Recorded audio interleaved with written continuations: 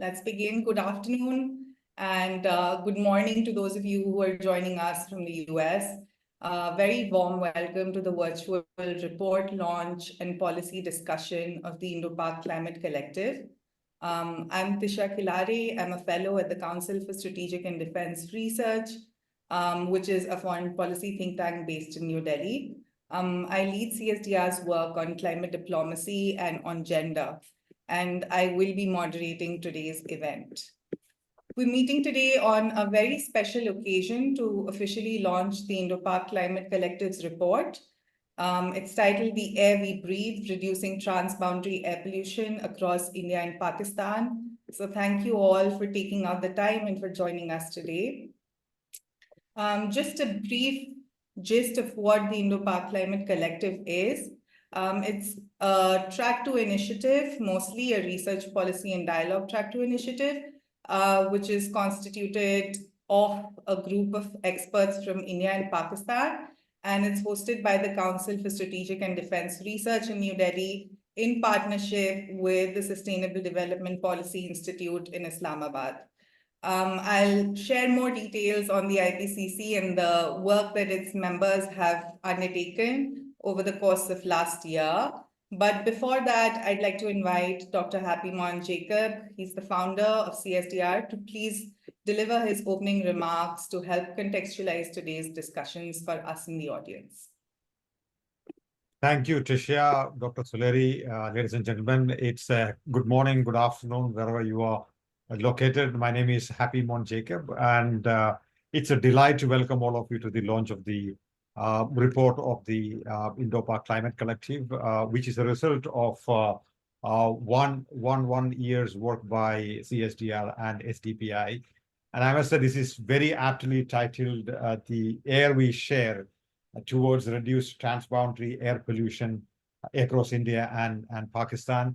Since our think tank's name is Strategic and Defense Research, I must also tell you a little bit about the kind of work that we do outside the larger purview of defense and strategic studies. At CSDR, we work on climate cooperation as one of the issue areas where we believe regional cooperation in South Asia needs to be encouraged and supported with high quality and policy focused research. Some of our past work in this context includes a Track 2 initiative between India and Pakistan to discuss shared climate issues and other important issues like bilateral trade, which we in the past have done with Jinnah Institute, headed by Ms. Sherry Rahman. As part of our larger South Asia work in the past, we've also looked at water sharing disagreements in South Asia and identified a zone of possible agreement on each of these bilateral disagreements, water disagreements. You can actually find some of these reports on the CSDR website. In fact, I don't need to tell this distinguished group of experts that in the case of India and Pakistan, poor bilateral relations, which we share at this point of time, have resulted in a lack of capacity to prepare, to manage, and respond to environmental and societal impacts on climate change events on both sides of the border.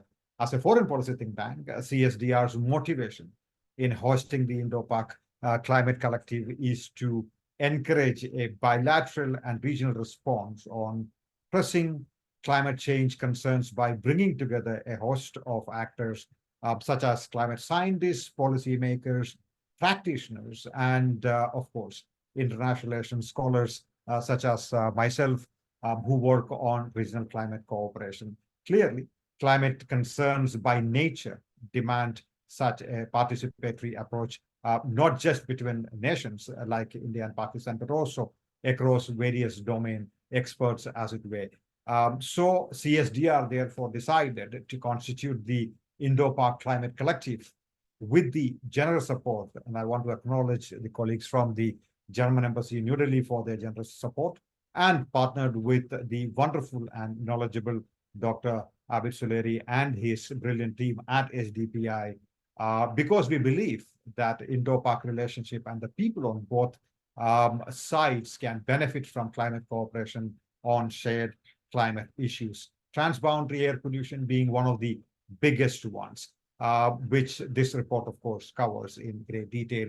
Over the past year, our learning, I must say, has been that Indo-Pak relationship needs a three-pronged approach, which marries research, policy, and dialogue to encourage bilateral management of shared climate issues like the need to manage transboundary smog, which, as you will see when the IPCC members present their work, cannot be achieved without year-round air pollution management efforts at a domestic and bilateral level. The Indo-Pak relationship urgently needs to move away from the narrative of non-cooperation and obstruction of transboundary environment managed to jointly produce action-oriented policy solutions that can be systematized in the short to medium term.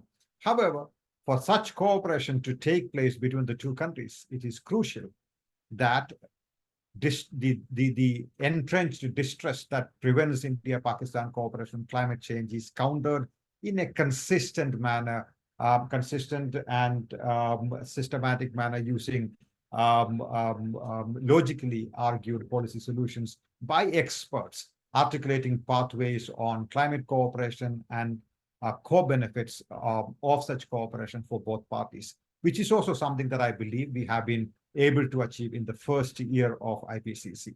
Let me end by saying that, in my opinion, climate cooperation is one of the most achievable things bilaterally if done well.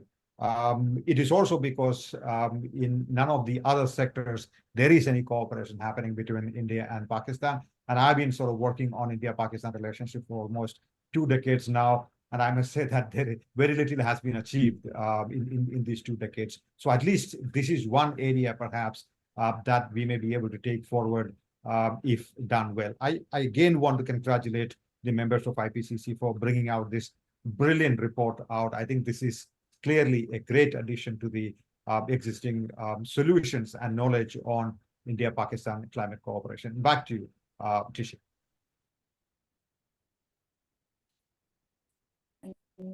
Thank you, Dr. Jacob, for outlining the importance of the Indo-Pak Climate Collective.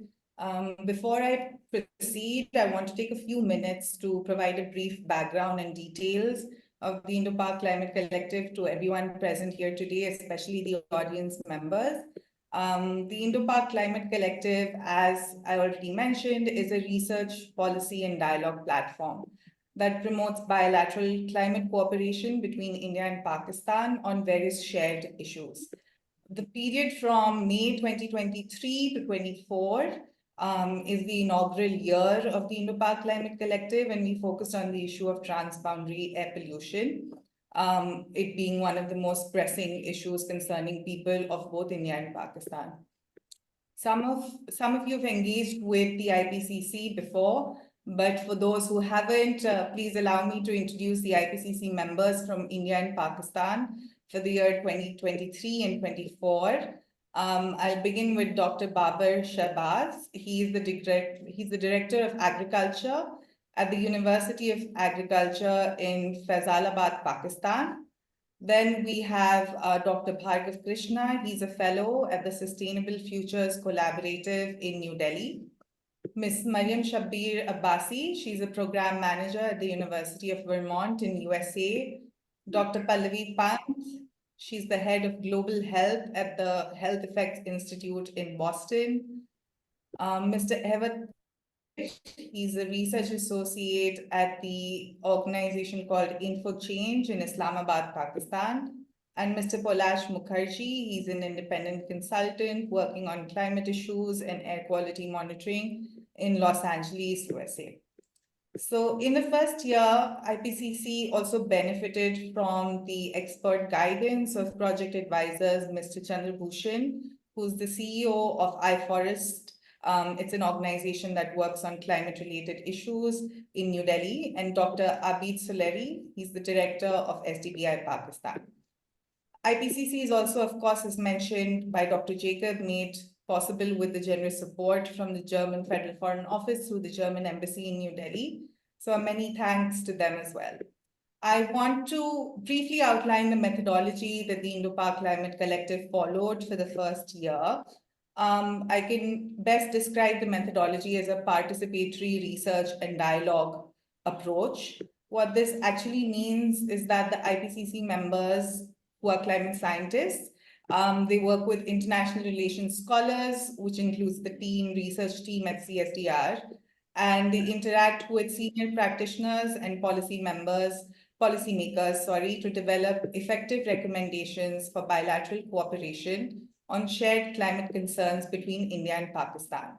So for instance, this year, IPCC members engaged with colleagues from the ASEAN Secretariat about transferable lessons from the ASEAN Haze Agreement experience, the lessons that can be transferred to South Asia. And some of those colleagues have joined us today for this event as well. IPCC members have also showcased their work and exchanged knowledge with practitioners and policymakers from the Central Pollution Control Board of India, as well as a well-respected former climate minister of Pakistan. This year's research and findings have been captured in a report called The Air We Share Towards Reduced Transboundary Air Pollution Across India and Pakistan. You will be able to download the report from the CSDR website. It is csdronline.org, and in due course from the SDPI website as well. But I am happy to share a first look at the report before we hear from our authors and from our experts. So here's the report for everyone that we've been working on over a year. I'll also request my team member, Eamon, to put down the link to the report in the chat box, so all of you will have access to it. Apart from that, I think I'll now request the project advisors, and I believe both of them have joined us now. So I'll request Dr. Suleri to please give his special remarks. Thank you, Dr. Tisha. Good morning, good afternoon, and good evening. Mushtaq is sitting in Bangkok, where it's already 2 hours ahead of us. It's a great pleasure to be among friends, like-minded friends, and notable researchers on climate change and air pollution issues from Pakistan and India. At the outset, let me also thank our 2 colleagues from UN, Makiko and Mushtaq, who have joined this webinar, although as an observer right now, but we have thought that it was pertinent that UNEP and UNESCAP, they should be aware of the excellent work that IPCC team has done, so that one can think of replicating it, or one can think of taking it as a springboard and thinking of something bigger from this report. Happy Mohan, Jacob, and Chandra Bhushan, there are 2 names in India that I can't say no to them. And when they approached SDPI for this collaborative research, of course, I had no choice but to say yes. And I'm happy that we were able to be part of this study, because this study not only it added value to science, but it also broke many myths that were existent in India and Pakistan around the issue of air pollution, be it is cross-border air pollution, or it is our own internal practices. But this is an important research study. The 3 pillars that the team that they studied, the 3 contributing factors: agriculture, waste burning, transport emissions, and industrial emissions. All 3 they are important, and as one of the commentators, he said that this crop burning, residue burning, because it's done over a short span of time, that is more visible, but the other 2, they are slow poisons that are polluting and contaminating the air that we breathe in. And I think it is about time the researchers on both sides, they should join their heads and hearts to think of the way forward, what's working, what's not working, how to take it further. And that was precisely my reason for inviting the colleagues from UN agencies, so that once the report is launched in public, perhaps we can prepare our ideas and we can contact them as well to try to find some synergies in the work that they are already doing. I will conclude with this, that the civil society organizations, researchers, and research scholars, their role becomes extremely important in taking track 2 forward when track 1 or track 1.5, they are not producing desired results. And I think this is the knowledge based and evidence-based report that will tell us how to deal these issues and how to take it further, and how both the countries and their scientific communities and their decision makers, of course, they can think of the ways to curb this menace that is contaminating the air that we share. Thank you very much once again, Dr. Tisha, for your leadership, steering it, and producing this wonderful report. Thank you so much, Dr. Sileri. As usual, you're very generous with your support. So now I think we should begin with the author presentations and the chapter presentations. We are awaiting Mr. Chandra Bhushan, but unfortunately he's been held back with a doctor's appointment. He should be with us soon, so we'll hear from him a little bit later after all the author presentations are made. Before we begin with the author presentations, just a heads up that for the audience members, if you have any questions, please put them down in the chat box. And if you would like to ask them verbally, please use the raise hand icon, which would be at the bottom of your screen. And in the discussion round of this event, we'll add you to the screen as a panelist, and you can ask the question directly to all the experts present here today. I think we should begin in the first. Why don't we begin with the crop residue burning authors, Dr. Babar and Dr. Bhargav. It's over to both of you. You can share your screen. Who would be going first? Dr. Shahbaz will be starting us off. I'll just share. I will be going first. So you are sharing the screen, Dr. Bhargav? Yeah, yes. Thank you. Thank you very much to both CSDR and SDPI. It was really pleasure working in such an important issue. So I'll be presenting in the next 5 minutes the Pakistan part of the crop residue burning and air pollution cycle. So next, please. First of all, I will very quickly present the global perspective. It is usually thought that the crop burning is Indo-Pakistan specific issue. But when we are searching the literature, it was found out that India, China, USA, Brazil, Indonesia, Russian Federation, they are the top of the list.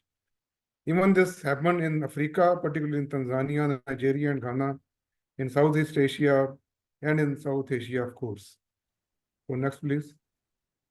So this is a quick overview of the geography of crop residue burning. So South Asia is at the top of the list. So during the last 30 or 40 years, we can see the trend.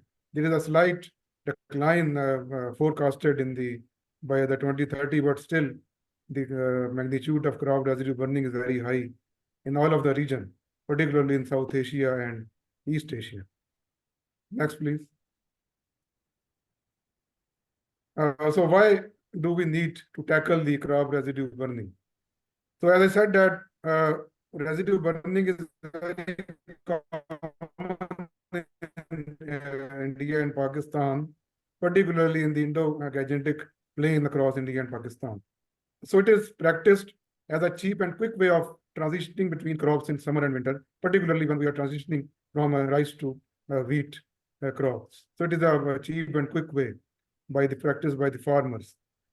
And why it contribute to the air pollution? Because at that particular season, the low wind and low temperature cause significant dip in air quality across this Indo-Gangetic Plain in October and November every year. So every year we have Delhi and Lahore at the top of the list of most polluted cities in terms of air quality index.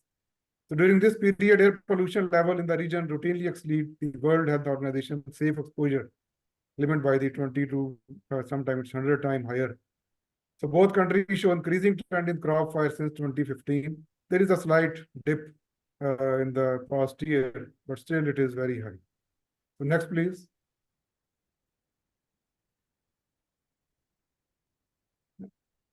Can you go to next slide? Yeah. So this is okay.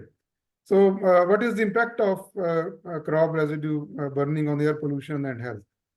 So basically on the left side of the screen, you can see the industrial or sectoral air pollutant in the air study in the Punjab, Pakistan shows that during October, November, although the major culprit is the transport sector, but the agriculture residue burning is contribute 25% to the air pollution.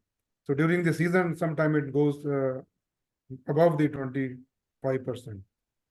So significant increase in ambient black carbon concentration in the due to crop residue with estimates ranging from 43 to 60%. So it has serious health impacts. It increase the mortality rate, increase the risk of cardiovascular and pulmonary diseases, and reduce the life expectancy and many other diseases. So we have found some studies which indicate that during the burning period, the number of patients in the hospitals in the Lahore and other cities increased many times during November, October. So mostly it is ages below 18 and above 60, which are more vulnerable ages. So it increased the economic burden from treating the chronic disease to the farming households. Next, please.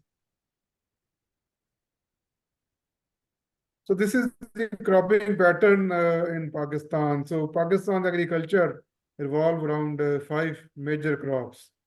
More than 70% of area is under the 5 crops. The rest, about 40 crops are in the 30% of the area. So wheat is the winter crops, which is common. So with wheat, we have rice, sugarcane, cotton, and maize. These are the 5 major crops. And you can see that in the eastern and northeastern side, which is traditional rice belt, we have some of the world famous basmati rice is grown here, and now there is increasing trend of growing the long grain non-basmati rice varieties. So the main problem of residue burning is in the at the end of the after harvesting of the rice crop. So next, please.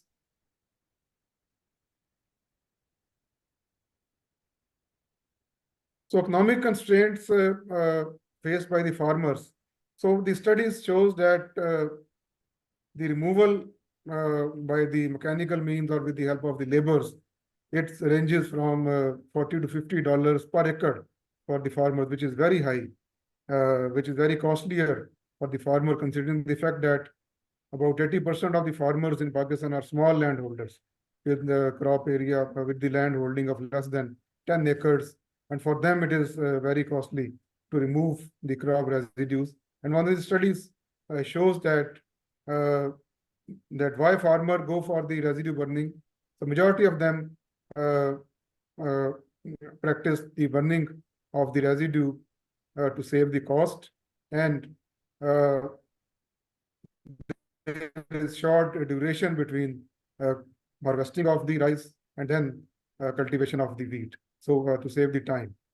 So these are the more major consideration that why farmer decide to burn the crops instead of managing the residue by the other mechanical or other in situ or ex situ means. Next, please.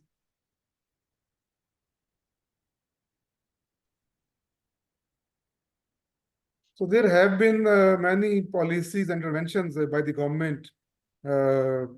We have the Pakistan Environmental Protection Act, which is the sort of umbrella legislation under which the policies can be made, and then we have National Clean Air Policy approved in 2023, which is a federal level policy, which gives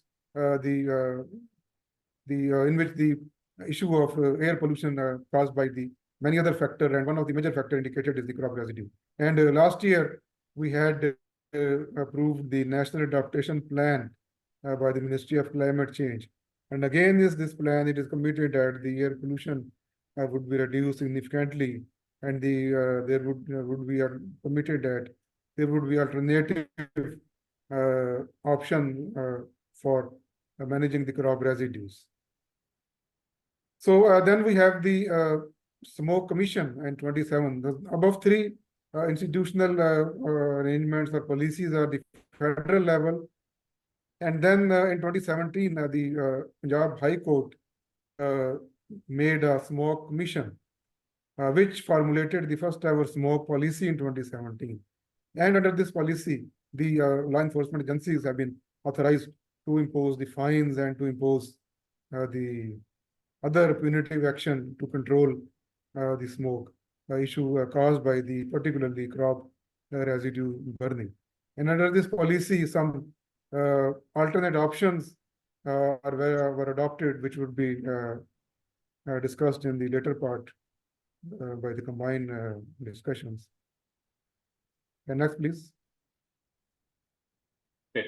So I will stop here, and now the Dr. Bhargav, it is over to you. Thank you so much, Dr. Shahbaz. So I'll just do a quick run through of why this problem of crop residue burning persists in India, and a little bit of history to add context to that conversation. So we start a little bit in the 1970s with the Green Revolution, where the innovation of rapid innovation of high-yielding varieties of rice and the adoption of mechanized farming leads to increased agricultural productivity. This then is backed by price and purchase guarantees from the Indian government through the introduction of minimum support prices and the distribution of the procurement of rice and wheat from these states, particularly Punjab and Haryana, through the public distribution system. And all of this, of course, is aided by free electricity that is provided for pump sets for groundwater extraction, which means that you're incentivizing the production of high water use crops like rice in particularly water-stressed areas like Punjab and Haryana. And as a result, what you have is you have a depletion of the water table because these crops aren't necessarily indigenous to the region. And so to address the issue of depleting water tables, new laws are enacted by state governments in Punjab and Haryana in 2009 or 2009 to delay the sowing season for rice, for wheat, for rice, which is the summer crop, pushing it several weeks further down in a means to sort of protect groundwater levels in the region. And what happens essentially is that because of this, there's a shorter gap between the summer and winter cropping seasons, usually between 2 and 3.5, 4 weeks. And this coupled with higher labor costs over these last 30 years mean that crop residue burning is essentially the most cost-effective solution for farmers to clear their fields before the planting of the wheat crop, which grows over the winter. And this is a sort of cascading effect of multiple policies that have been enacted over time, which has brought us up to this point. And so the solutions also need to be thought of in the context of these things. Now, how has it been addressed so far in India? So there's 3 different mechanisms that have been used. I think the first is the idea that legal mechanisms through punitive actions, either through threat of jail or through financial fines, have been issued through farmers through various mechanisms of the Indian Penal Code and other mechanisms. In these 2 states, several thousand farmers have been issued with FIRs by the police who were engaging in the practice of crop residue burning with limited success. The second type of effort has been around provision of technological solutions. So the introduction of equipment like happy seeders or rotavators or many other new farm equipment, primarily aimed at reducing the prevalence of crop residue generated or shortening the height of crop residue that is resulting from the crop harvest, have been provided through significant grants from the union as well as the state governments. And this, given the short constrained period during which this equipment is necessary and the scale at which it has to be distributed, there has been limited success for these interventions so far, even though the amount of money that has been introduced to address this problem is quite substantial. And the third aspect is the idea that crop residue could be put to alternative uses. So there have been mandates issued by the governments on co-firing of pellets generated from crop residue in thermal power plants or in other industries, up to 10% of the fuel that is being used. Some have spoken about the need to produce ethanol from crop residue that is generated. And in some cases, in smaller scale, at much smaller scales, smaller companies have been talking about developing niche products made out of crop residue. Now, with each one of these issues, there's significant logistical challenges associated with them. So if you're talking about pelletization and co-firing of crop residue in thermal power plants, that requires creating an entire supply chain of factories that turn crop residue into pellets and then transport them to onto their final destination. Producing ethanol is a much more complicated process and that requires technical expertise as well as logistically managing the sourcing of crop residue and various other issues. Now, let me walk you through our joint recommendations, and I think these are fairly consistent across both India and Pakistan because they're at different stages of how they're seeking to address this problem, and there are commonalities in how we've chosen to approach these questions as nations.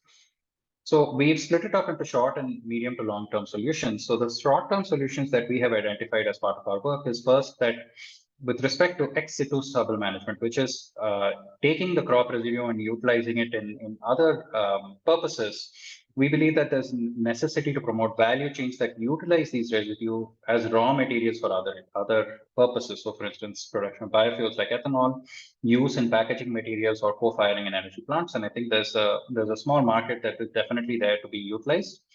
The second is enhancing the usage of machinery that's already available or providing machinery and financial assistance to procure machinery where necessary for managing the straw that has already been generated through harvesting of these crops. India has provided substantial subsidies for purchase of happy seeders, combine harvesters, and other such straw management systems. And I think Pakistan has also taken first steps in providing these, particularly in Pakistan, Punjab. But there's a long way to go in addressing these issues in a systematic manner, given the short period during which these equipment are required. And an additional aspect is that we also believe that there's scope for promoting R&D through the private sector, especially the manufacturers of such equipment, such as combine harvesters, for redesigning them so that they're more appropriate for these uses. The third is that there's a substantial scope for building capacity of farmers on sort of alternative, more cost-effective use of crop residues. And there's need to engage civil society organizations in disseminating these messages and increasing awareness on sustainable cropping practices amongst farmers in these regions. In terms of medium-term solutions, we've identified 3 areas. The first is carbon farming, which achieves coupled objectives of carbon sequestration as well as improving soil health, which is also diminished by burning crop residue, payment for ecosystem services, and third is bioenergy production. And what we believe needs substantial emphasis within this issue is that while you have a suite of short and medium-term solutions that are addressing the issue in the here and now, the longer-term transition is what requires substantial planning and implementation. And the first of those issues that we think needs attention is this diversification of cropping patterns away from wheat and paddy or rice. By choosing crops that are sensitive to the local agroecology and are climate resilient.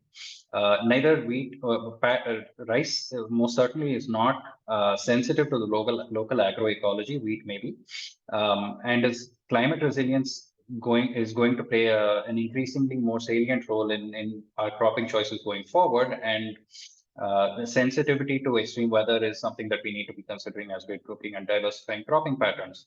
The second is any choice of crops that you choose to diversify into must factor in the agricultural yield that farmers get from the particular crop that is being grown, as well as the potential farmers' earnings, financial earnings that they're soliciting from the growth of those particular crops. These have been particular sticking points, especially in India, where, for instance, the union government introduced a new minimum support price for maize, without necessarily thinking about whether the yield as well as the earnings per hectare would be comparable to other crops that are already being grown.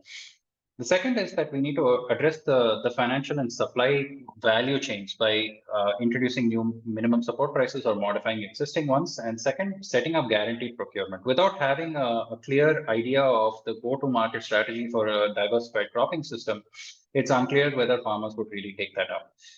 And where we have seen this be successful in terms of diversifying cropping patterns through understanding the value chain from farm to plate is through an example in India, where the Orissa Millet Mission has been quite successful in doing so, transitioning initially from a small pilot in a few districts to now across most districts in Orissa, by understanding that farmer needs not only rely on sort of the financing aspects, but also on the marketing and distribution aspects. The second is that we think engaging civil society as a stakeholder is vital in building awareness as well as mainstreaming the ideas around these issues that we're talking about.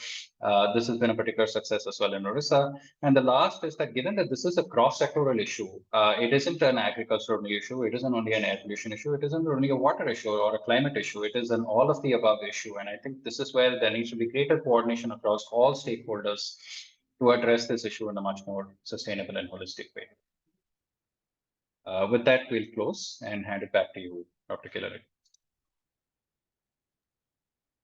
Thank you, Dr. Babar and Dr. Bhargav. I think the issue of crop residue burning, and especially when it peaks around the smog season, really exemplifies how important it is to manage air pollution domestically for it to have any impact on transboundary air pollution. But that being said, when Dr. Bhargav mentioned the Orissa Millet Mission, I believe there are, experiences in both countries that each country can share with the other, and to go on a journey of putting in place some of the long-term solutions, for instance, with respect to crop diversification in isolation and in a silo almost, informational silo, and without collaboration and conversation with the other country would be not in the best interest.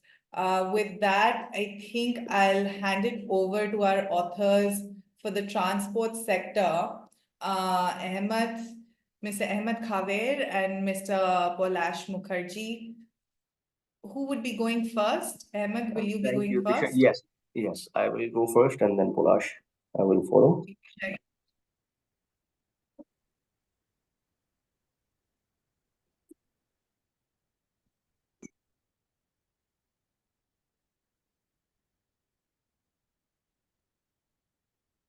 So is the screen visible? Can you see my slides? Yes.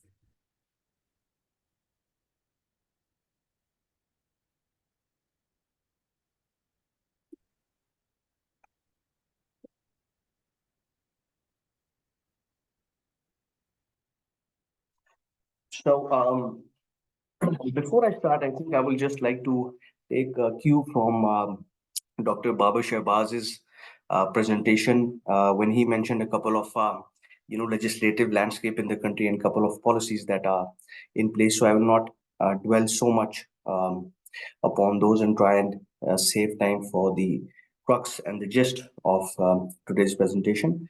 And once I give my presentation, they will be followed by Pakistan-specific recommendations, and after Polash finishes his, he will come up with joint recommendations for both, where both the countries can sort of collaborate and come together to work on this issue of vehicular pollution.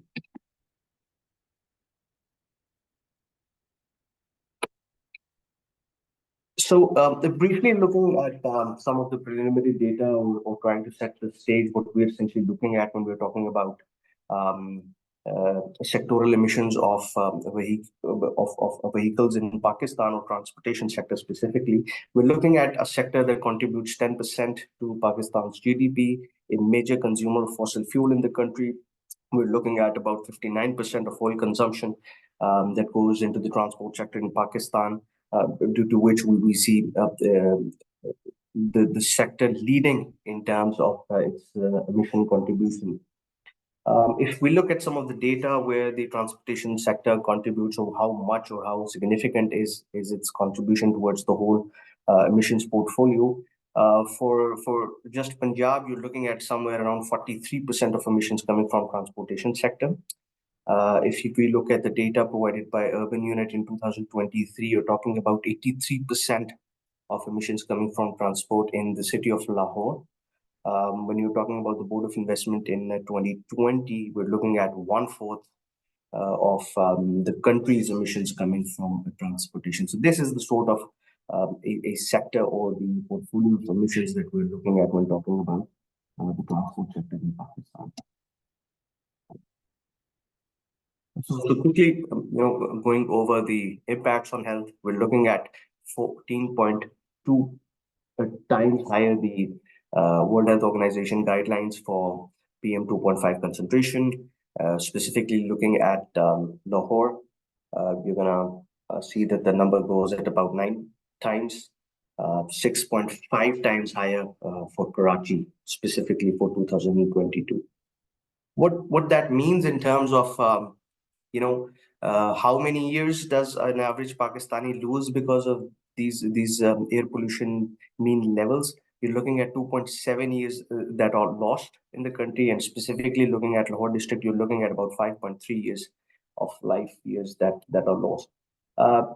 Quickly, we see a significant rise from 2012 to 2022 in terms of the registered vehicles in Pakistan, substantial, significant increase over there, and more so when we talk about motorcycles, two-wheelers, and then three-wheelers. Something that Dr. Babar also mentioned, I'm not going to take much time here. This is what the legislative landscape looks like.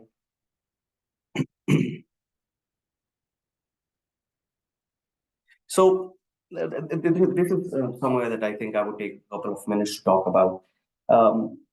So where does Pakistan stand? What are some of the challenges we face? What are the rays of hope? Where do we go from here, and where is the need for improvement? And what are some of the challenges or hindrances that keep Pakistan where it is currently?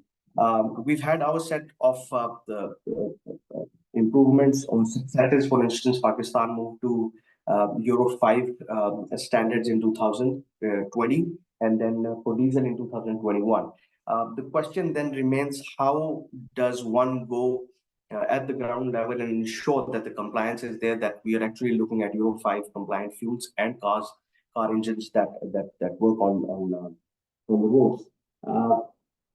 If we talk about the latest developments, we look at the Pakistan oil refining policy, where essentially the government and the refining policies come together and talk about that in the next 6 years, they will put in around $1.5 billion to upgrade, retrofit Pakistan's refinery infrastructure to be able to produce cleaner fuels, essentially Euro 5 fuels.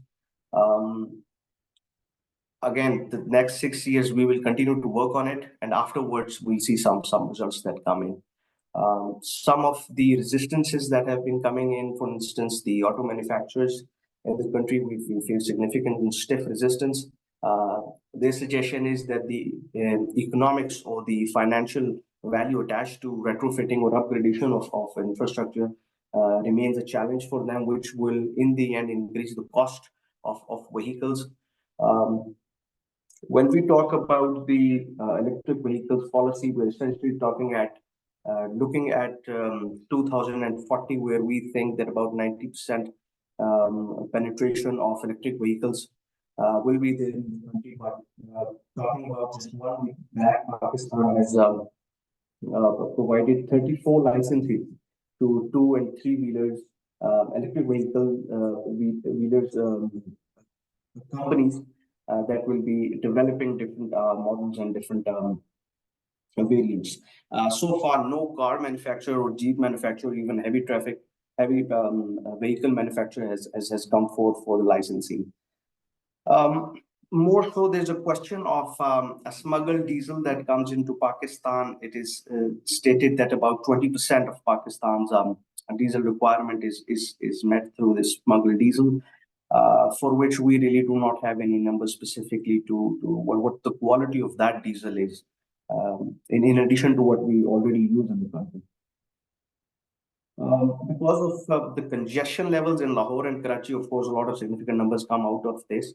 But we also look at the transit systems also being set up in these two cities, of course, in Rawalpindi and Peshawar as well.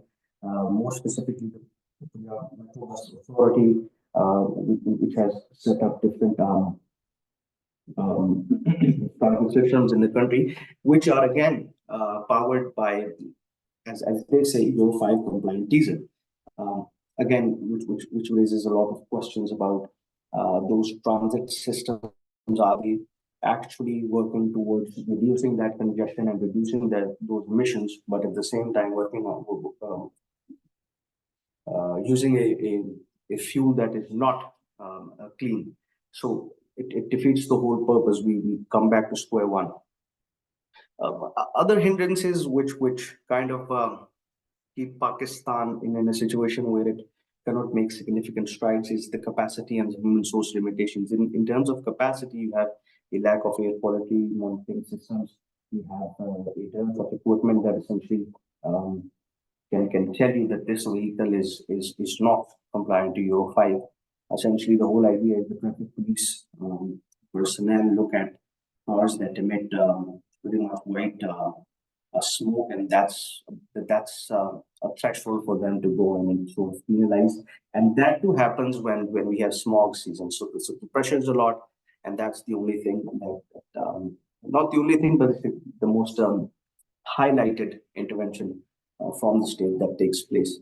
So they penalize them, and in some cases the cars are impounded as well.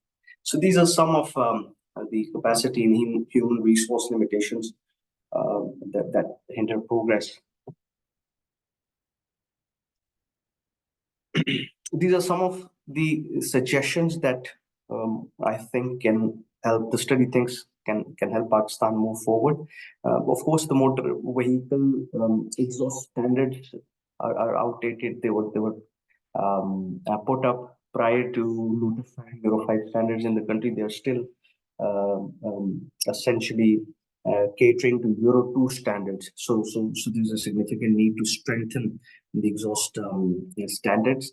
And again, the application is not there. We have institutions, we have policies, we have provincial institutions. The question is of application of emission standards. We spoke about the need of capacity building of transport environment protection departments for air quality monitoring. Of course, there is a need of some financial stimuli to work on that. We have one example when we talk about, okay, so we are moving forward 6 years into the oil refining policy. Pakistan will produce Euro 5 compliant fuel, but you have a significant portion of diesel powered engines, of engines that continue to work on Euro 2 standards that are in the country. One needs to look at how phase those out.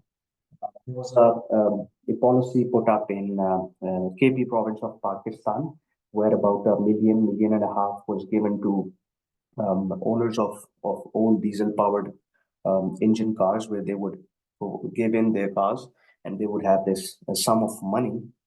And once these vehicles were impounded, they were essentially scrapped. And so that was one of the policies that was employed. I think that could be scaled up when we talk about how to phase out old diesel-powered engines. Public transit systems continue to be limited in diesel-based. Significant need of looking at moving towards essentially electric-powered vehicles. And when we talk about electric-powered vehicles for public transit systems, I think there's a policy in place. A lot of stakeholders exist. They need to come to a platform where they can all work together essentially and not work in silos. So the Planning Commission in this regard can prioritize projects that help the country reach its EV penetration targets. Of course, Planning Commission being the lead agency in terms of long-term planning for the country. So that would be one of the platforms where this could all come together. I think I'll stop here and I'll give Polash the mic now. Thank you.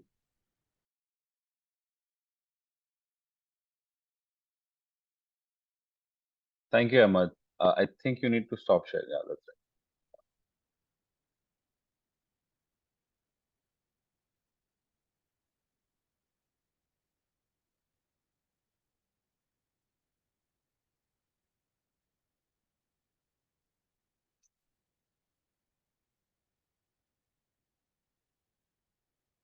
Right.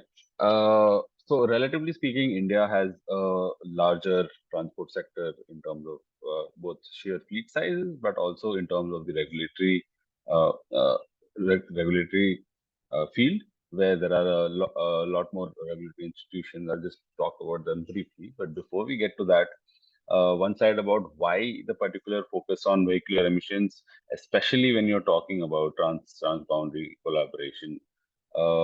Two main reasons. Uh, the first being that the exposure to vehicular emissions is relatively much higher compared to other sources, uh, given sources like industry uh, or coal-fired power plants. A lot more of the population is exposed to vehicular emissions on a daily basis. Uh, Similarly, we have been noticing that the number of vehicles have been rising exponentially or faster than almost any other source of air pollution. Uh, Given this context and the context that South Asia has one of the largest number of million plus urban agglomerations anywhere in the world, and it is rapidly urbanizing, the risk of exposure to vehicular emissions is much higher and is likely to continue becoming higher. The urbanization model, in India especially, has been closely following the Western model, which is primarily driven by personal mobility. However, the difference being that there are significantly lower resources, higher urban densities, and therefore the space for additional emissions is much lower in the Indian subcontinent. This graph on the left is just a demonstration. On the right is just a demonstration of what I was talking about earlier. It essentially shows the rapid rise in vehicle numbers. As you can see, the exponential rise is all towards the extreme right of the graph is indicative of the scale of urban traffic congestion faced by Indian cities.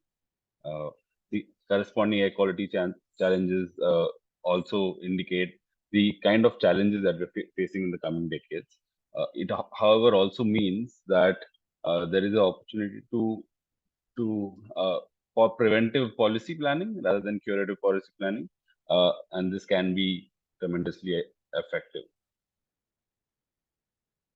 Also unique to the South Asian context, and something that Ahmed mentioned, is that this growth in vehicular fleet is fueled primarily by two-wheelers and three-wheelers at the moment.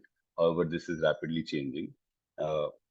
It must be noted that in spite of this high growth curve, we are still at less than about 125 vehicles per thousand population.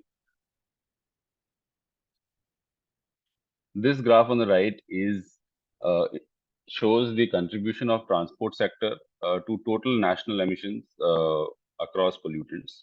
As you can see, transport contributes significantly to NOx, to oxides of nitrogen, and this accounts for close to 30 to 40% of the total emission load for the country. For particulate matter, the figure is lower because this refers to primary particular contribution. However, we have seen that when national-based inventories are compared to city-based inventories, there is a mismatch, indicating that transport has a much higher contribution to localized air pollution. Again, indicating why transport should be a focus of our policy efforts. Now we come to the question of how India has addressed the transport emissions so far. So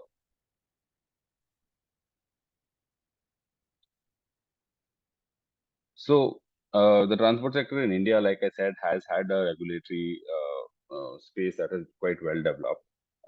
The policies so far have been centrally planned, coordinated across the states, and these have been most importantly supply-sided interventions, and they have been market-driven implementation led. So these are a couple of examples of what India has done well. For instance, tailpipe emission standards. So India has now implemented BS6, which is which is comparable to Euro 6 in its emission standards, and this has made a significant difference in the emissions from new vehicles that are being registered on the road. This in itself, I would say, is a significant measure that India has been able to take, especially given that implementation has been quite stringent. Similarly, for fuel, the map on the right depicts the sulfur levels in commercially available fuel across the world, and India has now one of the cleanest fuels in the world, 10 parts per million of sulfur. This has shown an outsized impact on transport sector emissions, especially from newer vehicles. Given the context of what I was talking about in the previous slide and the scale of growth yet to come, I believe this has been quite a significant move. On the fuel front, there are several other things. Ethanol blending is something that India is working with, as well as alternate fuels on natural gas, as well as on hydrogen-based pilots. These are all things that India has been working on.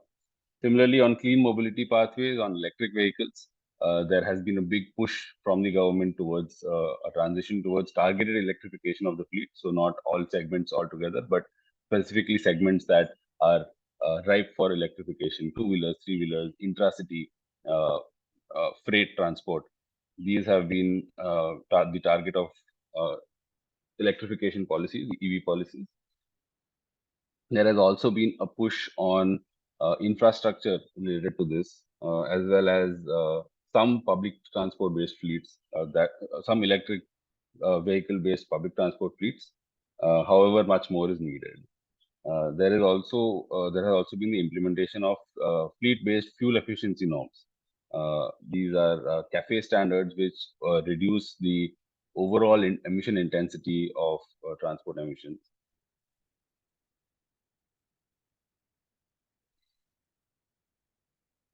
However, this slide kind of indicates what still needs to be done. And like I said, the successes so far have been from the supply-sided perspective, but the demand-sided interventions have been slow to scale. There has been non-uniform implementation across cities and states, and this includes investment in public transports and public transport infrastructure. Given that India is currently at 35% urbanization and is expected to more or less double that in the next 5 decades. There is an opportunity to invest in transit-oriented town planning measures, specifically for preventative vehicular emissions. Another challenge that remains is a significant legacy fleet, specifically vehicles that adhere to older standards.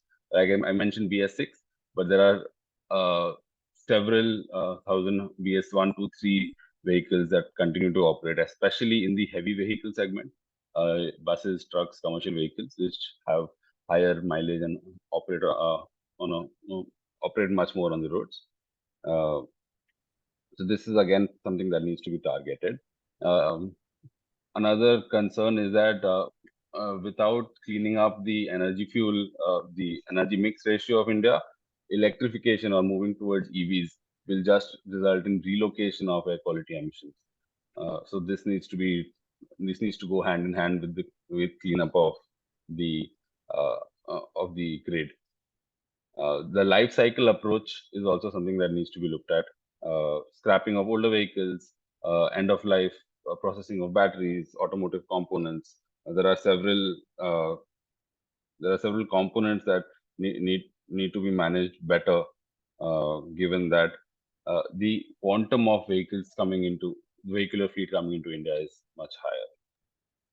Polash, can I interrupt you and ask you to wind up Sure, quickly sure. because I think Pallavi has another engagement and I want to get to the discussion part also while we have Sure. all our authors. Yeah, thanks. Sure. Yeah. So I'm just the recommendation sections. I think Ahmed has highlighted already, but these are some areas where that have been identified as areas where India could share learning with Pakistan. Like for instance, vehicular tailpipe emission standards. These on how to modernize them, how they've been controlled in India using market-based mechanisms, as well as uh, on automotive fuel. This is a significant area, given that India now has refining capabilities which are being used to export Euro 5 grade standard. They can be prioritized for usage and export to between India and Pakistan. Similarly, these are some other points on long-term policy stability to ensure that market-based approaches to transport sector interventions are successful. These are other areas that require policy attention in both countries. I mentioned some of those. Managing emissions from legacy automobiles. The next slide is about how this can be done better. And I think some of this will be addressed, has been addressed in the report more extensively, but greater coordination between stakeholders from both countries is certainly one thing. Specifically with decision makers, with personnel from regulatory bodies, but also through industry associations, through researchers like ourselves, regulatory boards, common platforms for regular and targeted information sharing. These are all areas of collaboration that we identified that could be more effective.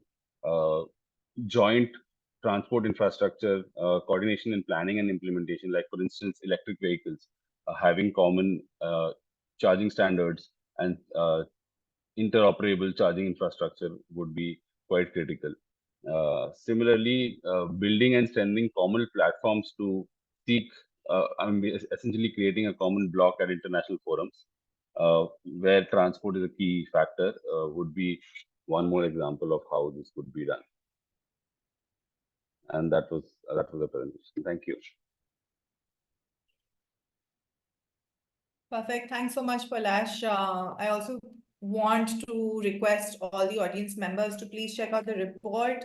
Ahmed and Palash have co-authored a chapter on recommendations and way forward on bilateral coordination between India and Pakistan, and I believe that's a seminal piece of work. I don't think such a well thought out chapter or work exists out there on how India and Pakistan can collaborate with respect to the transport industry for sure.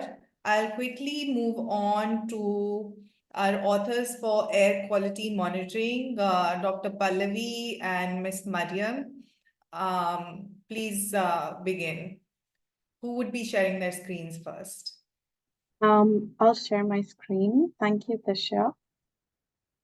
And there's benefit to going in the end because now people have already highlighted a lot of things. So we'll try and make this as quick as possible. But thinking about all of the, different sources of air pollution, we've heard a little bit on crop burning. We've heard a little bit on transportation. What comes into play is air quality data. How do we know that we have the problem in the first place?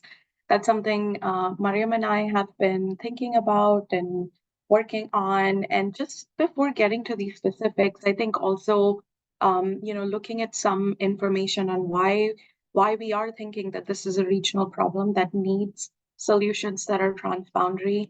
I wanted to point out one assessment that was published last year by the World Bank, looking at how the air quality levels in different cities across South Asia are impacted by within country, within city sources versus regional, sources and sources outside the country. And The chart has lots of numbers and lots of colors. The colors I want you to focus on here is the bright orange, which, as you can see for Dhaka, a pretty big component of what the overall fine particulate matter level is in Dhaka is coming from other countries. And we see, slightly different but still significant noticeable splits in Colombo, in Kathmandu, and also in Rawalpindi. If you looked at, something like Delhi, we would see again a percentage of the air pollution that is coming from other sources and that is coming from other countries. So clearly, if we're trying to clean up the air, we're going to need to work together across provinces and states within countries, but also across countries to really get to that cleaner air we want. And when we start thinking about how we're going to do it, I think the first step is always what kinds of data can we use to assess what the air quality levels are today. And if we start implementing some of the policy solutions, are those helping us clean up the air? And there's different ways we can think about it. There's obviously a big component, which is cost, as well as infrastructure. What do we already have? What can we build up? And then finally, what is the purpose for which we're trying to do this? And depending on what question we are trying to answer and the scale at which we are trying to answer it, are we looking at a city or a neighborhood? Are we looking at a country? Are we looking across countries? What kind of monitoring we do can vary, and we'll give some examples of that as we go along. But in case of India, interestingly enough, the last decade in particular has been pretty transformative. Sorry, in the 80s, we started with the National Air Quality Monitoring Program, or NAMP, which means we have manual monitoring stations now, more than 800 or 900 of those across the country, where someone has to go put in a filter sample, collect it, weigh it, and give you the information. So it takes time for that kind of data to come through. In more recent years, especially since around 2009, 2010, we've seen a proliferation of these continuous air quality monitoring systems, which are essentially real-time data. You don't need to go and switch filters every time you're trying to collect a sample. And you can also feed this data directly on the website, so you can make that available for a wide range of audiences very quickly. And then in the last 7-8 years, we have also seen significant expansion of the use of low-cost sensors. In some cases, they're low-cost just in name, but compared to a real-time monitoring station that you would have as part of your continuous air quality monitoring system, which would cost around $20,000 to $25,000 to start with. And then go on upwards. A low-cost sensor could be anywhere between $500 to $5,000, so relatively less money upfront. And then the final piece that India has started using in a more limited way, but hopefully that will grow with time, is satellite data. So essentially trying to utilize the data that is already being captured through satellite measurements, and then trying to make sense of what that means for air quality. Within the country now, we have more than 1,000 air quality monitoring stations. This is progress from 10, 15, 20 years ago, but there's still a long way to go. And where we are starting to see some interesting developments is at the intersection of how do we bring real-time data from the more traditional regulatory monitoring stations together with low-cost sensors, which can be hyper-local, very high density, and how do we also merge it with satellite data to get the best picture possible for air quality across the country. A couple of gaps which do exist in our monitoring systems is we don't have a lot of coverage in rural areas. So we are starting to get a better picture based on ground monitoring of what urban areas look like, what the air quality levels are, but that's still very patchy when it comes to rural parts of the country.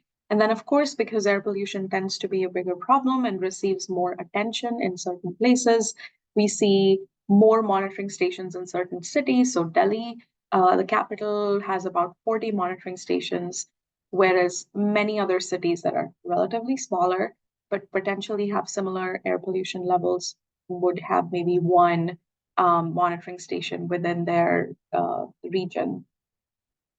What has also been interesting and hopefully can, be a good sort of pathway in Pakistan as well, is that as the demand for air quality monitoring has gone up, as the government has started focusing more on air quality monitoring, gathering air quality data, using it, and as the public has become more familiar with this type of information, we've seen that the private sector engagement has increased very rapidly.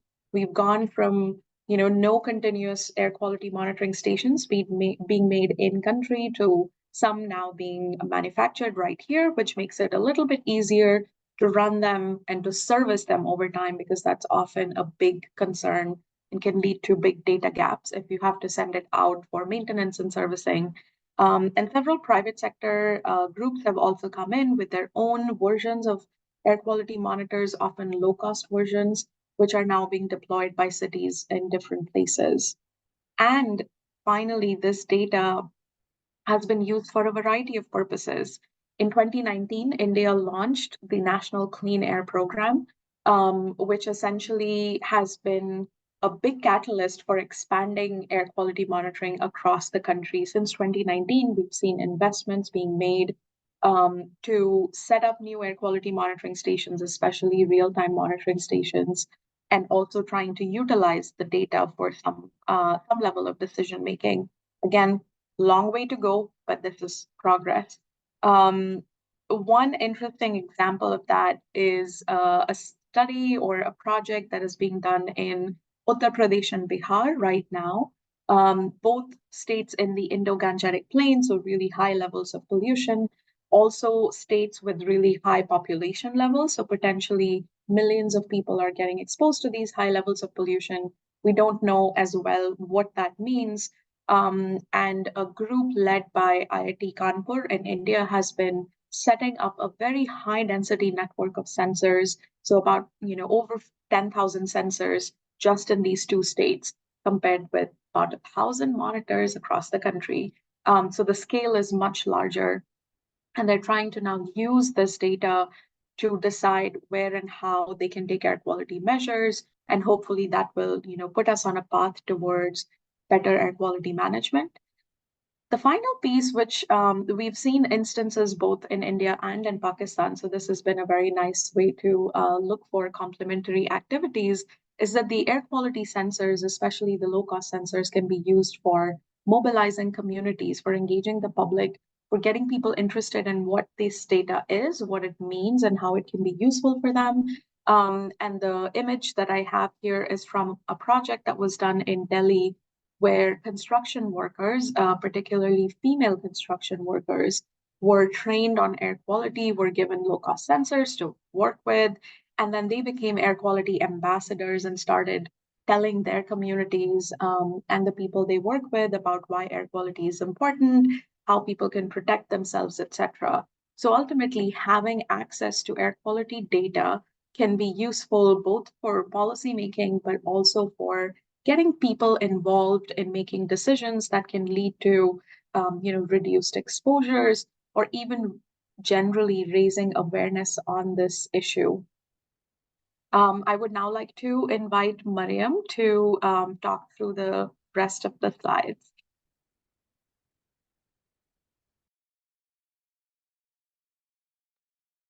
Thank you, Pallavi. Can you please stop screen share? I would like to share my presentation.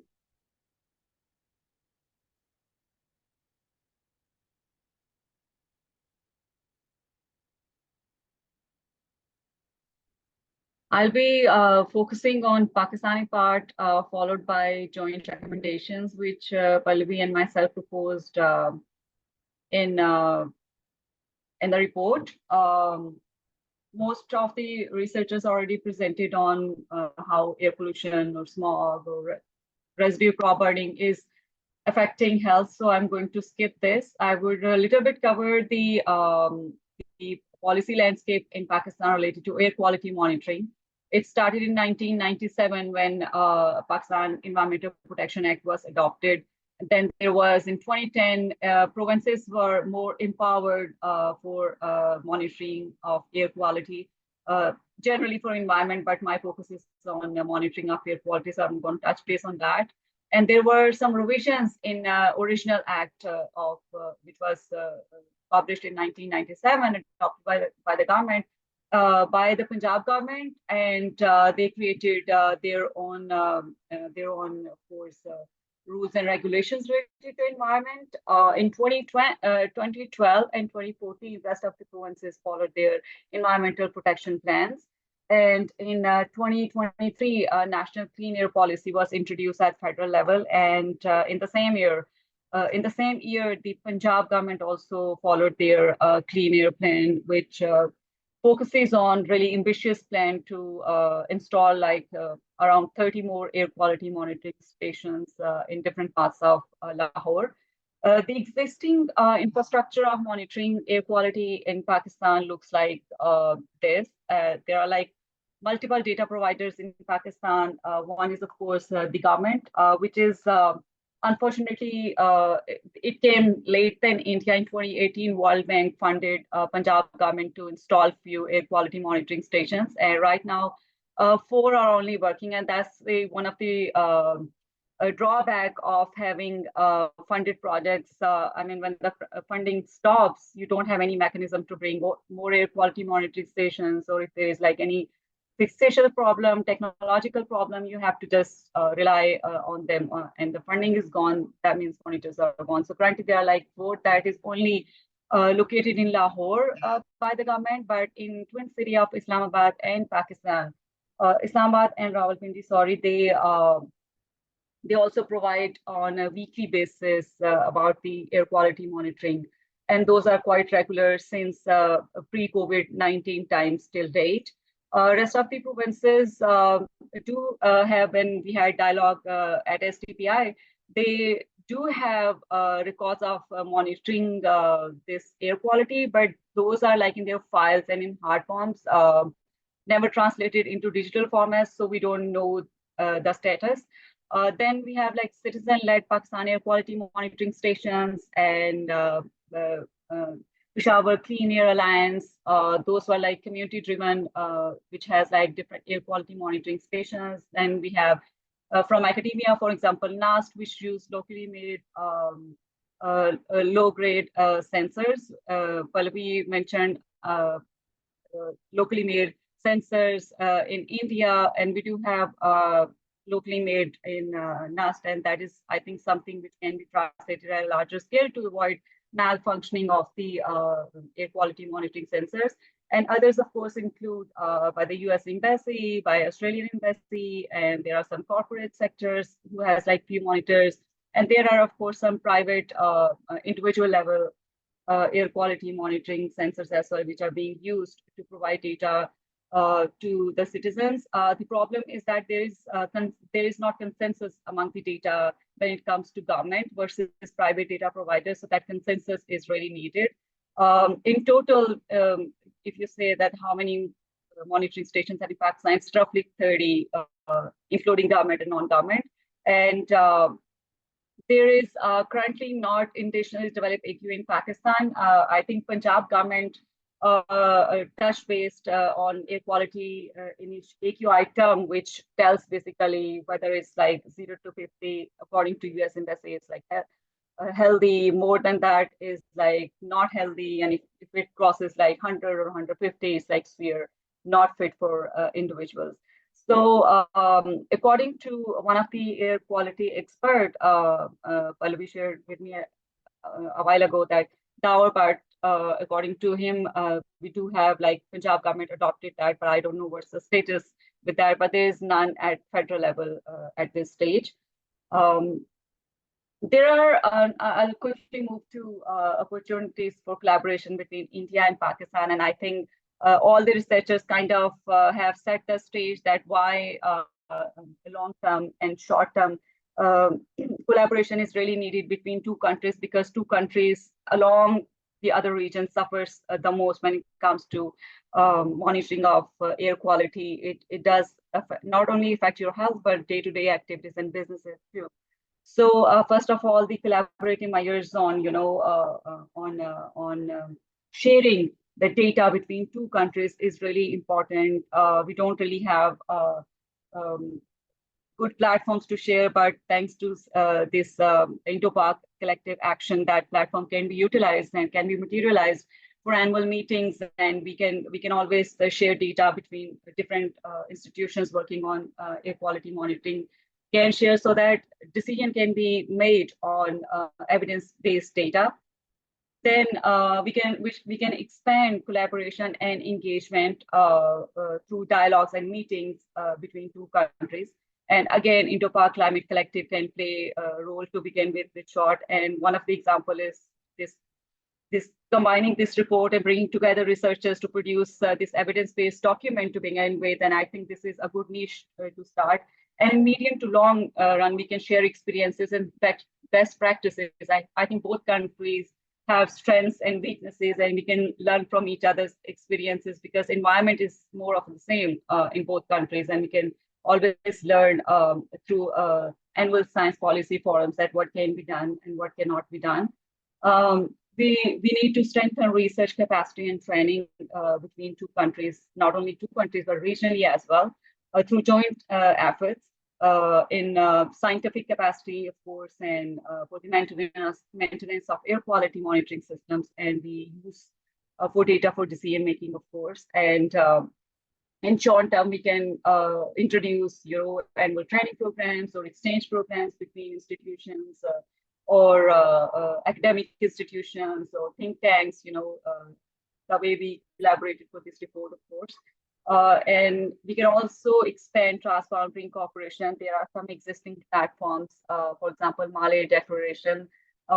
It was active, but I think both the countries, the stakeholders involved in Malé Declaration, they need to be active on both sides to really coordinate and make this happen. And we can use this platform for the betterment of air in both countries. And in short term, we can, of course, ensure robust regional and national investment in air quality monitoring and management.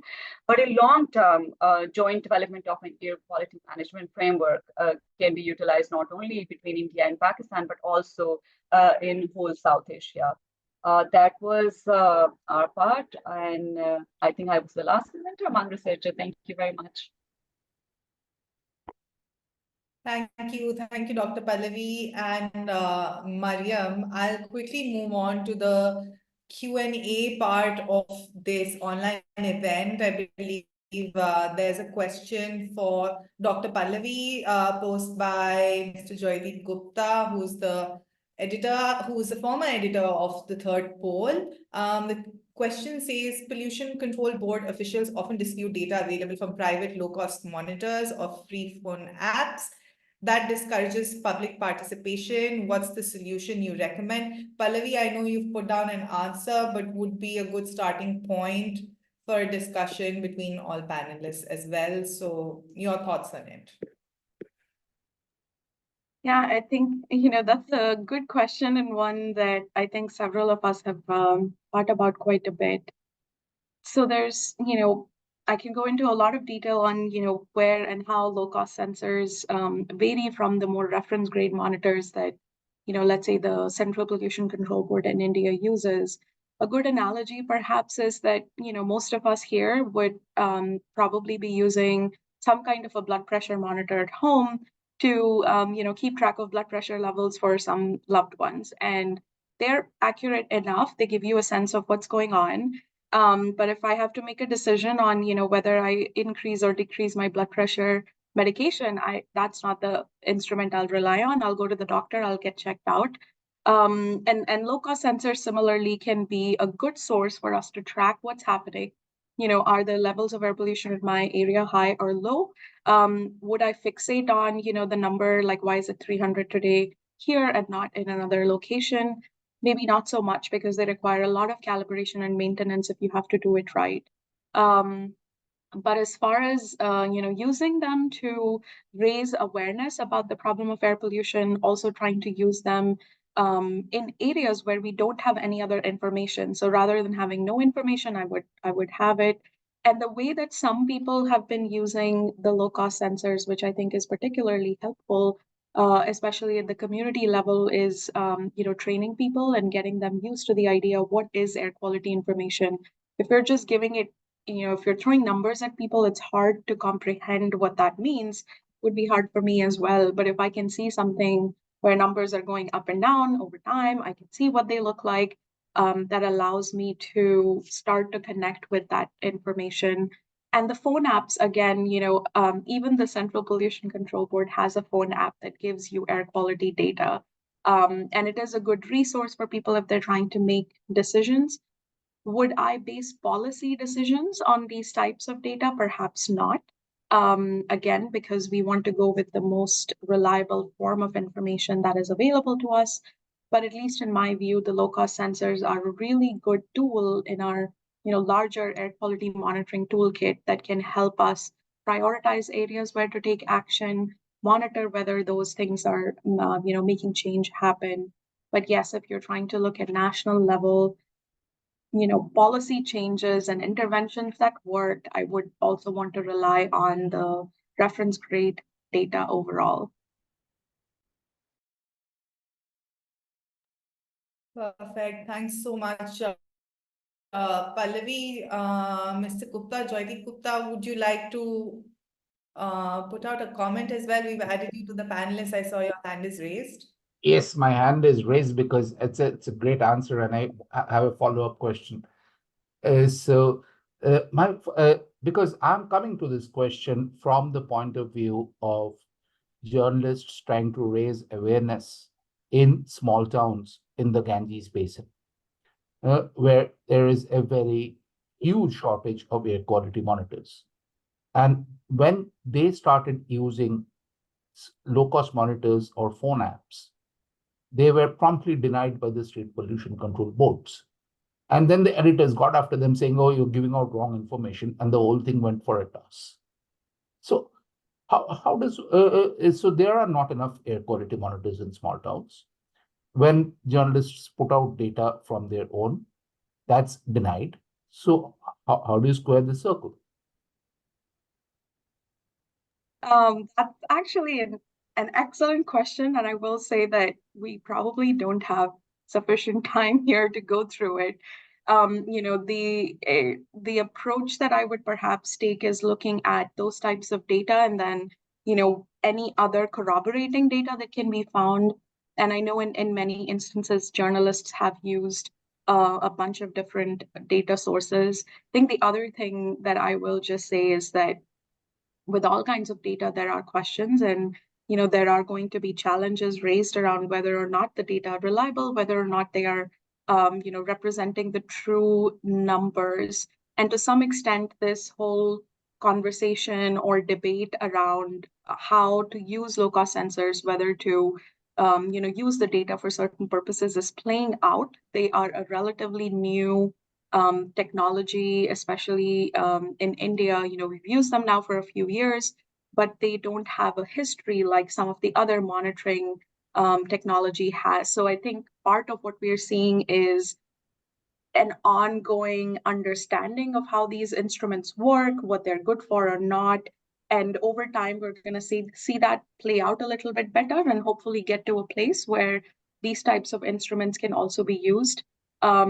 If we look at the example from other countries, and I'll give the example of African countries because oftentimes, they have the same problem of not having adequate monitoring stations on the ground. They are starting to use low-cost sensors at a big scale with the understanding that this is not, the perfect or the gold standard data, but it gives me something to work with. So I think part of that struggle right now is just trying to figure out where in the scheme of, the spectrum of air quality technologies do low-cost sensors sit. And of course, they're not all made equal. I will also say that there may be some that are more reliable, some that are less reliable. So unfortunately, this game is going to play out, but I would be curious if CB or Bhargav also have any thoughts on this matter. Great. I think this would be a good time to bring in CB as well, since we missed out on hearing from him earlier. Mr. Bhushan, your thoughts as well? I think it will take time for regulatory agencies to realize the importance of community monitoring, because right now they think community monitoring monitoring as a competition to their data. The second thing is data is power. I mean to say, if you have more data and in the hand of community, they also challenge regulatory agencies. So there is some sort of conflict that needs to be resolved. And the only way I see this to be resolved is, as Pallavi said, there's regulator that is regulatory data. And there are community monitoring data that have different function. Okay, they are used for local action. And we have to ensure that they remain local action and doesn't become something to challenge regulatory data. So if there's a clear firewall that we create between community data and regulatory data, I think there's a converging point and regulators will come on board. But what I do also see that people monitor one locality and then start challenging regulatory data. That's where the problem starts. So while one can understand the need to use the data to raise community awareness, using the data to say, compare it with a automatic monitoring station, which is what regulators do, is not a right way to move ahead. So I do see a convergence, but it will take time. But that should not stop from us in civil society, in businesses, to keep developing low-cost sensors, because I believe that air quality is going to be local. Air quality management is going to be local, real-time, and with involvement of everyone. It is not one regulatory station that can be used to manage air quality, and Delhi is a classic example of that. So we should continue working, developing, working with technologies and institutes to get more and more reliable, these sensors. But over a period of time, I'm sure that regulators will come on board as they have come in Europe and other countries. So I think there's a lag time, but they will come on board.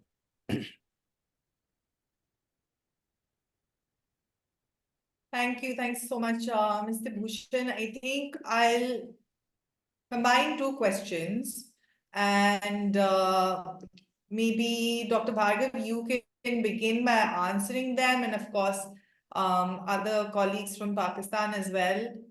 So the question is, how would you characterize the emergency policy response in India and Pakistan to air pollution? I believe it's a reference to GRAP that we see being put in place in New Delhi, that is activated when air pollution levels go beyond very high levels.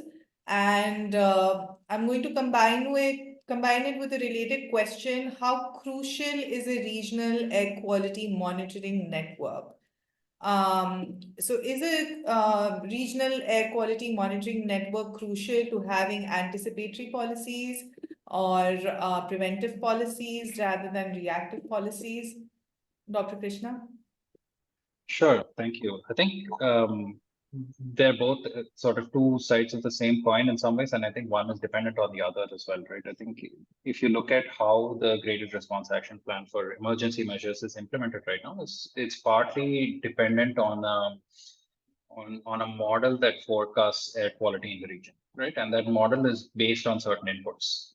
And the model can only perform if it has the best available data to be able to predict what future air quality is going to look like. Now, if you're missing data from a big chunk that is to the west of India, that model is going to be pretty useless, right? Because if you're looking at between 20 and 30% of air quality, which is transboundary during these particular peak episodic periods of time, you're not really going to have an effective model that's going to help you inform how to implement various stages of GRAP and the associated policy measures. Now, coming to GRAP itself, I think it started off as a measure that was meant to be implemented regardless of the season of the year, dependent on what air quality levels were, because air quality levels are not just bad in winter, they're bad and they're sort of poor from a health perspective throughout the year.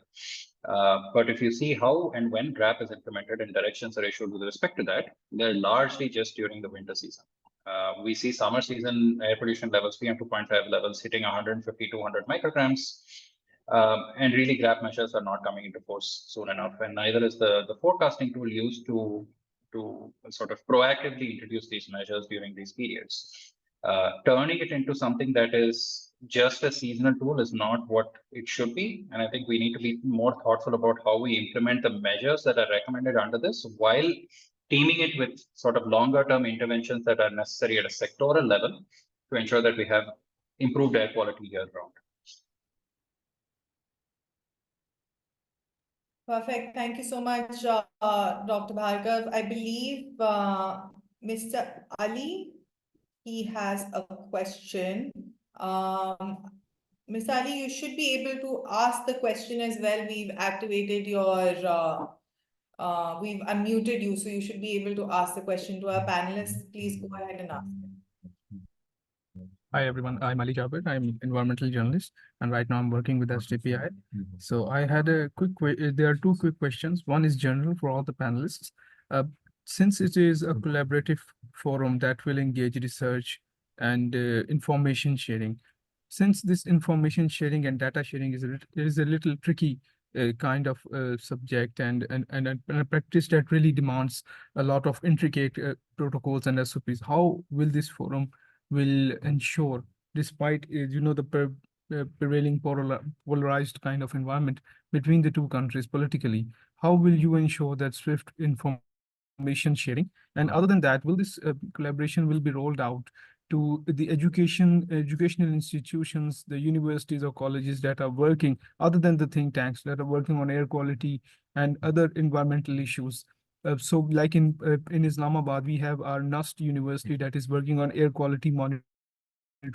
They have developed their low-cost sensors, and they have also done a very advanced kind of research. They have very good, environmental department as well. So will this collaboration be rolled out at that level as well? And one quick question for Mariam is that Mariam mentioned that there was no AQI standard developed in Pakistan. The Lahore's Punjab Environmental Protection Department, they have their own AQI numbers and their own standard that they share, which is different from the US AQI. Is that something that locally developed, or they are also following some sort of internationally developed formula to calculate the AQI? Please your comments on that. Thank you. Thank you, Ali. I believe your first two questions, I'll take them up, and then Mariam, you can come in with the answer for the last question. On your question on data sharing and how Indo-Pak Climate Collective will share data when relations between India and Pakistan are not quite doing well. So that's not, sharing actual data is not our primary objective. We are facilitators, and our objective is to help develop the environment where that data can be shared by folks who have the data. So bringing on board different actors, relevant actors from different stakeholder groups, from the government, from regulatory bodies, and having them in a room and hold that conversation and speak with each other. That is our objective primarily for the Indo-Pak Climate Collective. Of course, no data can be shared without the government's final approval and without the government's involvement. So it would be them who will have to depute an agency or come up with an institution that is bilateral and can oversee such sharing of relevant data. On the question on education, actually CSDR is currently working on developing courses for university scholars, along with the university that you mentioned. And we're hoping to, it's pretty much in very early stages, but the hope is that we can find at least 3 or 4 issue areas where such courses that have a bilateral collaborative aspect can be delivered in an educational institution here in India, as well as universities in Pakistan, to sort of start this collaborative thought process early on and not very late in the day. Mariam, you want to take the other question that Mr. Ali had? Yes, actually, thank you for this question. When the Punjab Environmental Protection Council proposed this AQI, when the Punjab government came up with a small plan to tackle, they proposed this air quality index, which of course has introduced different levels in that. For example, when it comes to particulate matter 2.5, Punjab government in Pakistan says that 60 microgram per meter cube. They say it's satisfactory, but US embassy's AQI says earlier, which our government is still using, provincial governments and federal government too. They say that it's Punjab government says it's satisfactory, but US government says it's unhealthy. So there was lots of criticism from civil society and those people working on air quality issue for a longer time. So in fact, 3 of the girls requested the court to, this kind of criteria is, it's not realistic. I'm not sure what's the status right now. I think Punjab government is still using that AQI. I'm not sure if they have revised it or not. I'm not aware of that status, but they are definitely using different standards to measure AQI. And I know that the PIPA, our Environmental Protection Act, it also has the permissible limits of all the other, if you talk about other pollutants, we have like more kind of tolerance, and we give like, if we compare to World Health Organization, for example. So it's the same case with the AQI as well, that, we are ready to absorb more pollutants and say it's satisfactory and normal, and then the rest of the world, rest of the developed world, I should say, which consume the pollutants in the air. Thanks, Mariam. So I believe we ran over time, but I just have 1 minute to take on board one question from Dr. Atavanich, who had joined us for the annual meeting in Bangkok with ASEAN folks. So I'll take his question, and I'll request those of you who've raised your hands to please put down the questions in the Q&A chat box or write into us over email, CSDR, SDPI, and we'll make sure you have a response from the experts. Dr. Atavanich, I think you can unmute yourself and ask the question. Oh, yes. Thank you very much. At first, I would like to say thank you very much. You all write a very good job and good chapters. I have a quick question regarding to the air quality data that you have. And the most important one is about how can we link this kind of data to the health impact. So that means we have to gathering all the data from air quality and other sources, and then quantify the impact. You have to use like a data from several official sources. So the question here is it difficult for India and Pakistan to collect this kind of database and then quantify the health impact, and then use this data to raise the awareness to the people in both countries? Thank you very much. Thank you, Dr. Atavanich. Any of the experts can take it up, or I can request Dr. Suleri also his thoughts on this particular question. Sure, I'll just chime in quickly.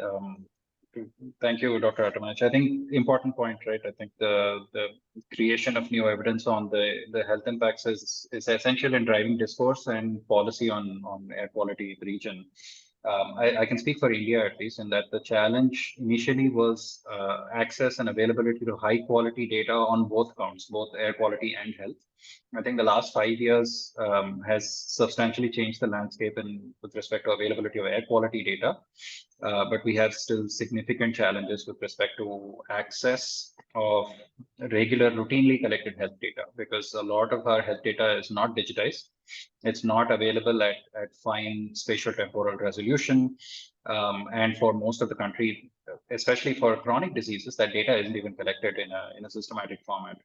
We do have sort of proposed guidelines for electronic health records, which most countries have already, but our guidelines haven't been implemented yet. So we don't really have any digitized way that routine data is collected and utilized. So in the absence of that, what we're reliant on primarily is studies on mortality, which for which data is quite widely available. And on the other hand, we rely a lot on cohort studies. So health studies which have been conducted over multi-year timescales. I'm a part of a few of these. We published studies on the health impacts, especially on cardiovascular disease, as well as metabolic diseases like diabetes, chronic kidney disease, and others. across different parts of the country. There are a bunch of cohorts that have been running over the last decade, which are all sort of coming to an end now and are going to be publishing a series of papers looking at various health outcomes associated with air pollution and the long-term and short-term progression of these diseases. So there's a long way to go in utilizing routine health data in a way, say, that the US has, or European countries have, or China has substantially ramped up publication using government administrative data. We don't have access to that quality or quantity of data yet in India to be able to do so. Thank you very much. Can I have one more question, Trisha? We are very, very short on time, Dr. Advanish. that's Can fine. you chat box and we can share it with you. Thank you very much. Thank you so much. I want to now move on to concluding this meeting for today. Mr. Chandrabhushan, if you're still with us, we missed hearing from you earlier on, so I'd like to invite you to share your concluding thoughts on the one-year process of Indo-Pak Climate Collective. Thank you, Tisha. I'm really sorry that I couldn't join the inaugural session, but and I am in car right now because the AIMS conference room, they had to close at 5 o'clock.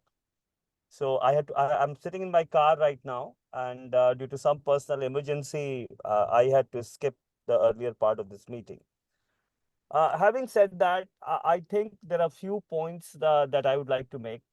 Personally, for me, this entire process has been extremely enriching, both as a researcher and as well as someone who engaged with all the six researchers who contributed to the paper.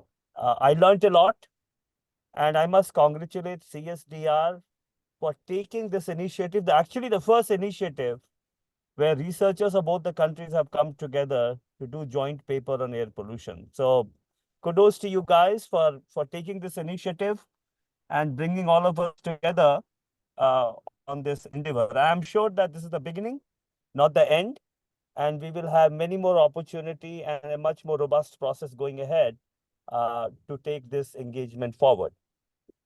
The other point I would like to make, and I have read all the papers, but I was hearing what Pallavi and Mariam said, and before that, Polash. I think we are, we look at India-Pakistan relationship through the prism of what is happening bilaterally at the political sphere in both the countries. But this process has shown that there is still space for civil society to come together and do meaningful work and strengthen the bilateral relationship between the civil societies itself.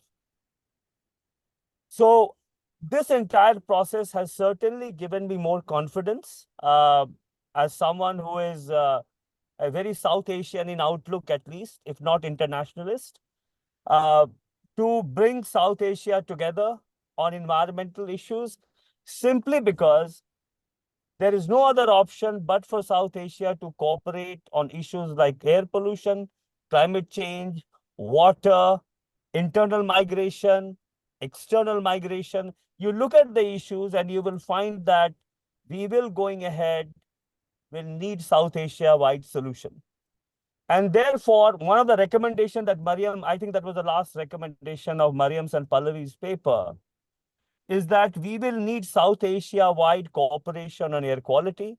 You look at Dhaka, I think, again, Pallavi's paper, which talked about contribution of different countries to air quality in cities. In Delhi, it is close to 20-25%. The pollution in Delhi comes from various parts, and pollution from Delhi goes to various parts of South Asia. So I believe that this cooperation will only need to be strengthened if we want to solve some of the environmental issues that we all care about. And the last point that I would like to make,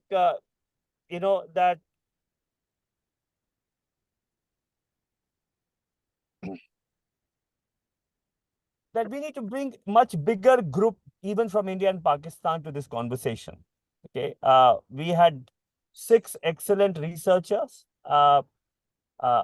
Suleri and I came and actually CSDR, you know, you basically organized everything.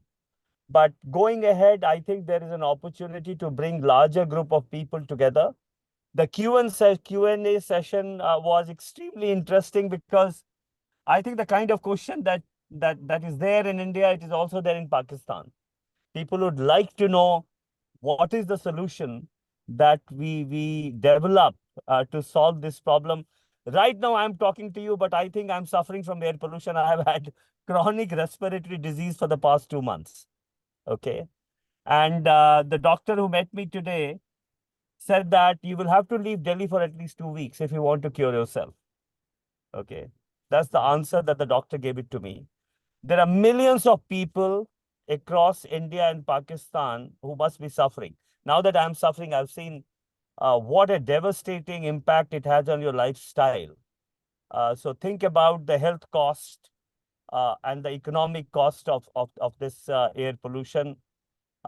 It should convince all of us that there is need to do more work together to solve it. Thank you very much. Thank you, Mr. Bhushan. Dr. Suleri, I will turn to you for your concluding thoughts, please. Well, thank you. CB, first of all, get well soon and be active. Of course, now it is your test of adaptation to this air pollution that is haunting us until this group here resolve all the problems of air pollution issues in India and Pakistan.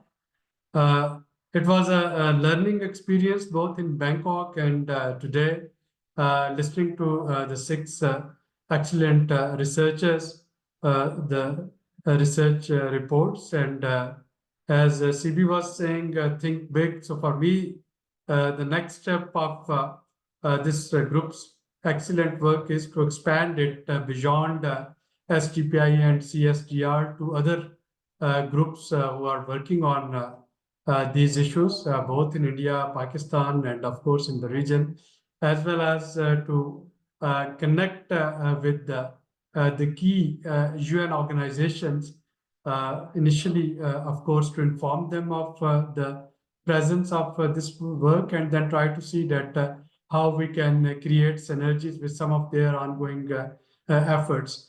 Of course, when we talk of this issue, the more the merrier.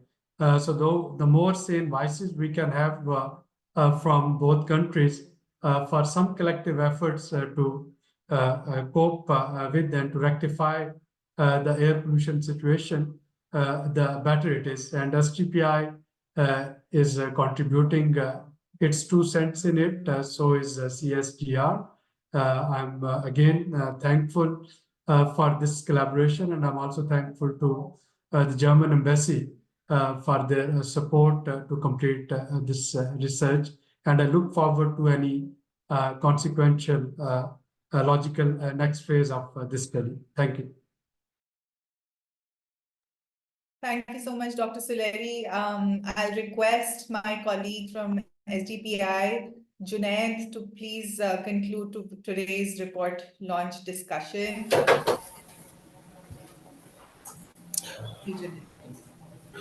Thank you, Dr. Disha. First of all, I would like to thank all the participants from both sides for being part of this event. And I would like to thank both the advisor, Dr. Slady and Dr. Chandrabhushan, for guiding throughout this project, guiding us as well as all the experts from all the sides. And of course, I'm very thankful and very happy the work done by our experts from both sides, Dr. Babar, Mr. Pulash, Dr. Palvi, Ms. Mariam, and of course, Mr. Ahmed Khavar. Congratulations to all, and hopefully we'll carry on this good work. And of course, we all know the importance of this collaboration as well as of this topic. So thank you so much for all the hard work. And in the end, thank you, the team of this IPCC on both sides, Dr. Tisha, Amen, Misbah, Gaurav, and myself, of course. So thank you so much. And thank you for being part of this IPCC dialogue. Thank you. Thanks, Junaid. With that, we'll have to bid adieu, but it's like Chandrabhushan said, it's not the end. And I'm looking forward to working with all of you next year as well. And please do stay in touch. And for all of you who joined us as participants, thank you so much for taking out the time. The authors, thank you so much for working with us over the year. We'll be in touch very soon with next steps as well. And of course, the project advisors, thank you so much for your guidance and support all throughout the year. Thank you. Bye-bye. Bye bye. Thank you.